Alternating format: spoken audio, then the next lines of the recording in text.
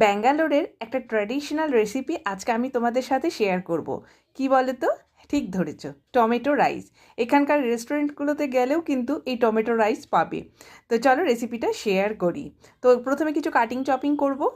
এখানে একটা বড় মাপের পেঁয়াজকে আমি পাতলা করে কেটে নিয়েছি, 3টে ছোট ছোট টমেটো নিয়েছি যেগুলোকে ছোট ছোট করে কেটে নিয়েছি, লঙ্কা নিয়েছি, 4-5টা রসুন, আদা, আর নিয়েছি একটুখানি ধনেপাতা।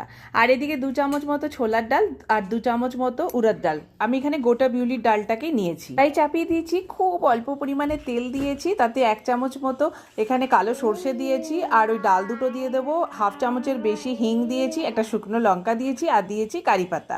এবারে আদা রসুনগুলোকে এইভাবে গ্রেট করে দিলাম। তারপরে এখানে আমি পেঁয়াজটা দিয়ে দেবো। পেঁয়াজটা ভাজবো না, জাস্ট একটু ট্রান্সপারেন্ট কালারটা আসবে, তারপরে টমেটোটা অ্যাড করে দেবো। এবার টমেটো দিয়েছি, তাই একটু নুন দিয়ে দেবো সেদ্ধ হওয়ার জন্য।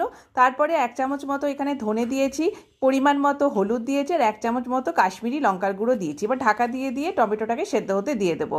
তারপরে আমি 1 চামচ মতো এখানে পুদিনার পেস্ট অ্যাড করলাম। তোমরা চাইলে পুদিনাকেও কেটে দিতে পারো, আমার কাছে পেস্ট ছিল তাই আমি এটা দিয়েছিলাম। এখন জলটা অ্যাড করে দিলাম। জলটা দেওয়ার পরেই চালটা দিয়ে দেবো। চালটা প্রায় আধা ঘন্টা আগে ভিজিয়ে রেখেছিলাম। কোনো বাসমতি চাল আমি এখানে নিইনি, সোনামাসুরি চাল যেটা রেগুলার ভাত হিসাবে রান্না করি সেই চালটাই নিয়েছি। তারপর লো টু মিডিয়াম আছে এটাকে সেদ্ধ হতে দিয়ে দেবো ঢাকা দিয়ে।